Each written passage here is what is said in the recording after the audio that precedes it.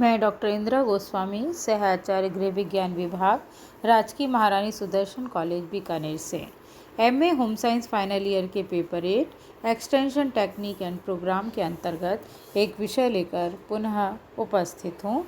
विषय का शीर्षक है नेतृत्व या लीडरशिप। इससे पूर्व के वीडियो में हमने नेतृत्व की अर्थ परिभाषा, प्रसार शिक्षण में इसके महत्व एवं एक नेता के गुण या क्वालिटीज़ पर चर्चा की थी।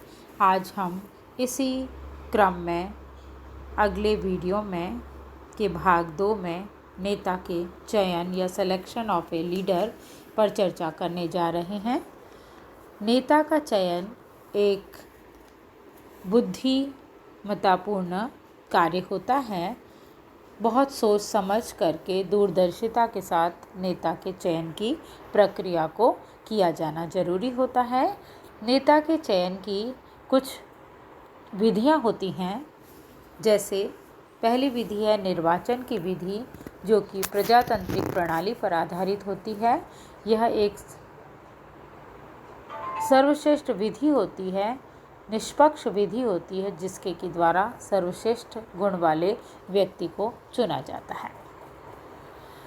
चयन विधि या सिलेक्शन मेथड, जिस क्षेत्र या कार्य करने के लिए नेता का चयन किया जाता है, उस क्षेत्र के अधिकारी द्वारा उस क्षेत्र की जनता से ही समर्थ व्यक्ति का नाम मांगा जाता है और सर्वाधिक योग्य व्यक्ति को उस पद के लिए अधिकृत कर दिया जाता है।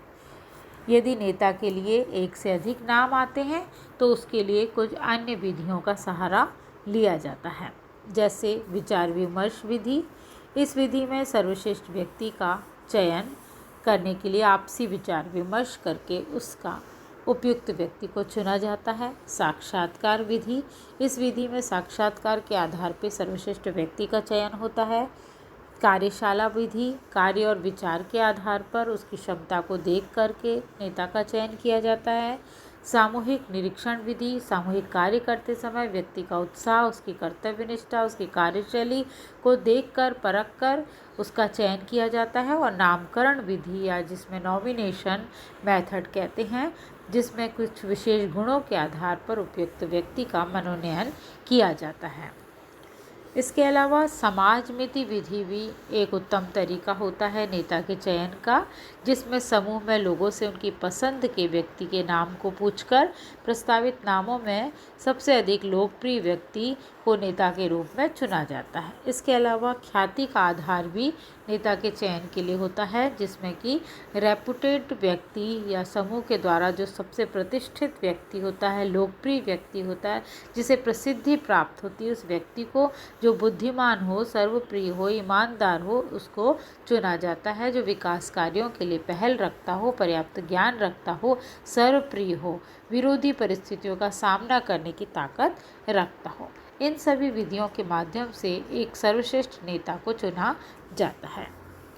इसके बाद हम देखेंगे नेता में क्या कर्तव्य क्या होता है। प्रसार शिक्षण का कार्य बहुत ही महत्वपूर्ण कार्य होता है। इसमें एक नेता की क्या भूमिका होती है, उसका क्या रोल होता है, रोल ऑफ लीडर। सबसे पहला कार्य है समूह का प्रतिनिधित्व। नेता संपर्क सूत्र के रूप में उल्लेखनीय भूमिका निभाता है।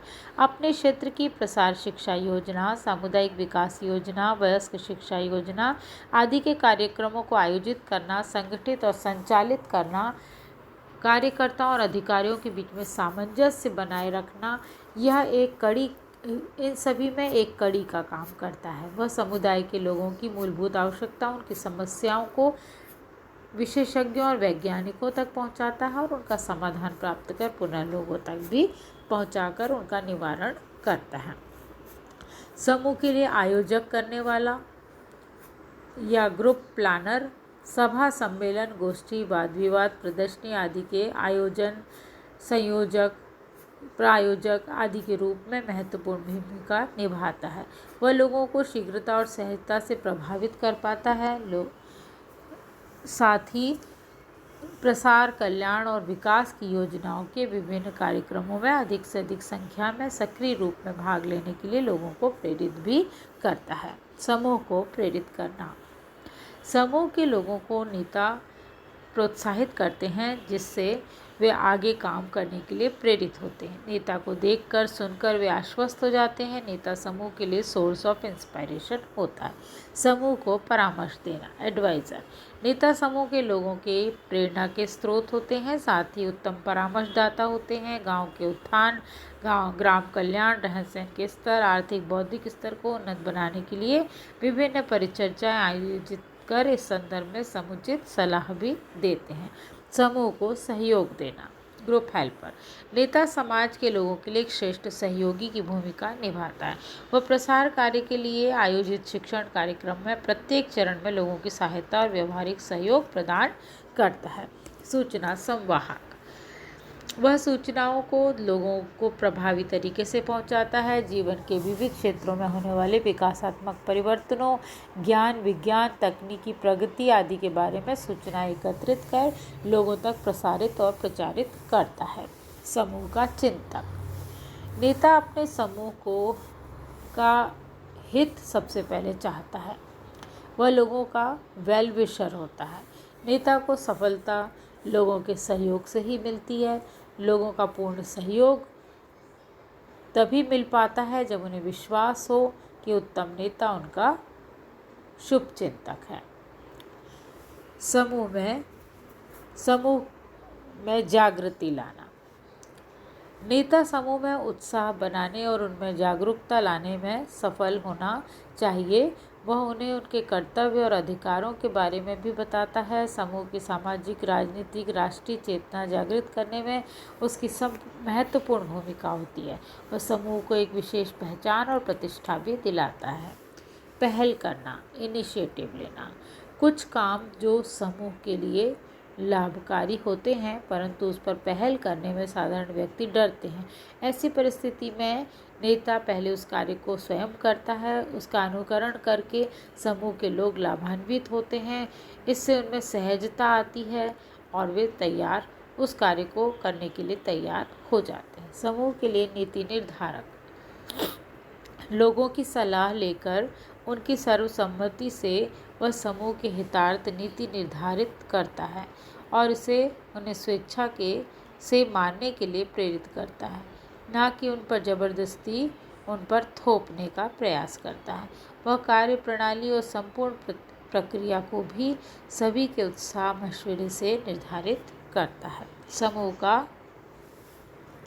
पथ प्रदर्शक, ग्रुप सुपरवाइज़र।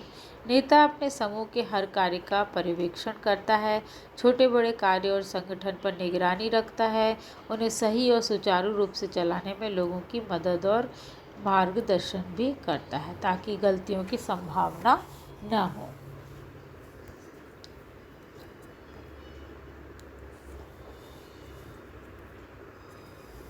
इसके अलावा प्रसार शिक्षण के कार्य में नेतृत्व एक महत्वपूर्ण प्रक्रिया होती है जिसके कुछ सिद्धांत होते हैं। जैसे पहला सिद्धांत है गुणों का सिद्धांत, थ्योरी ऑफ ट्रेट। व्यक्ति में नेता बनने के कुछ विशिष्ट गुण होने बहुत ज़रूरी होते हैं। सही समय पर सही निर्णय लेना, शीघ्र निर्णय लेना, कर्मठता, दूरदर्शिता, पहल करने का गुण, दूसरों को प्रभावित करने की क्षमता आदि गुण प्रायः ईश्वर प्रदत्त होते हैं या कुछ गुणों को अभ्यास से विकसित किया जाता है। इन गुणों से युक्त व्यक्ति नेतृत्व कर सकता है। दूसरा सिद्धांत है परिस्थितियों का सिद्धांत। परिस्थितियों और समय के अनुसार भी कई बार नेता का चयन और नेता का परिवर्तन करना पड़ता है। गतिविधियों का सिद्धांत, थ्योरी ऑफ एक्टिविटी। किसी व्यक्ति में दूसरों की तुलना में काम करने की क्षमता अधिक होती है।